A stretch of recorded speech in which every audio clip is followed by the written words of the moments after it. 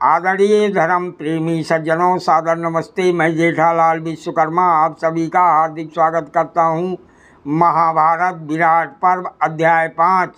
महर्षि वैशंपायन जी महाभारत की कथा सुनाते हुए कहते हैं, हे राजन जन्मेजय जी, तब कीचक महारानी द्रौपदी से कहने लगा, हे सुमध्य में तुम कमलों में निवास करने वाली लक्ष्मी हो अथवा साकार विभूति। हे सुमुखी, लज्जाश्री, कीर्ति और कांति, इन देवियों में से तुम कौन हो? यहाँ अनेक प्रकार के कष्ट हैं, अतः तुम यहाँ निवास करने के योग्य नहीं हो। हे विलासिनी, तुम समस्त आभूषणों से विभूषित होकर मेरे साथ अतिशय काम भोग का सेवन करो। हे चारुहासिनी, यदि तुम चाहो तो मैं अपनी पहली स्त्रियों को त्याग दूंगा अथवा वह सब तुम्हारी दासी बनकर रहेंगी। हे सुंदरी, हे सुमुखी, मैं स्वयं भी दास की भांति सदा तुम्हारे अधीन रहूँगा। महारानी द्रौपदी ने कहा, हे सूत पुत्र, तुम मुझे चाहते हो। छी छी, मुझसे ऐसी याचना करना तुम्हें कदापि योग्य नहीं।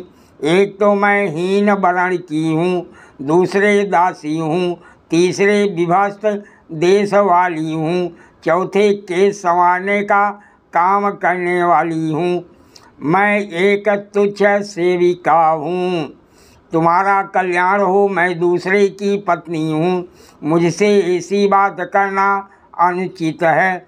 जगत के सब प्राणियों के लिए अपनी ही स्त्री प्रिय होती है। तुम धर्म का विचार करो। पराई स्त्री में तुम्हें कभी किसी प्रकार भी मन नहीं लगाना चाहिए।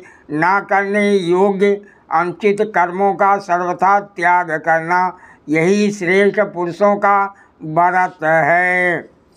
मिथ्या झूठे विषयों में आसक्त होने वाला पापात्मा पुरुष मोह में पड़कर भयंकर अपयश पाता है अथवा उसे बड़े भारी भय मृत्यु का सामना करना पड़ता है। कीचक ने कहा, हे वरारोहे सुमुखी, तुम्हें इस प्रकार मेरी प्रणयाचना नहीं ठुकरानी चाहिए। हे मनोहर मुस्कान वाली, मैं तुम्हारे लिए काम वेदना से पीड़ित हूँ।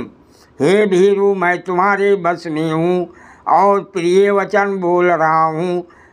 हे कजरारे नयनों वाली शैरंध्री, मुझे ठुकरा कर तुम निश्चय ही पश्चाताप करोगी।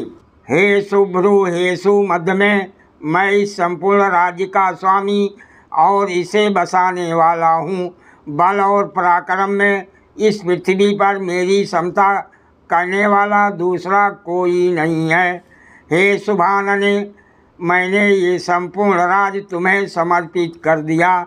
अब तुम ही इसकी स्वामिनी हो।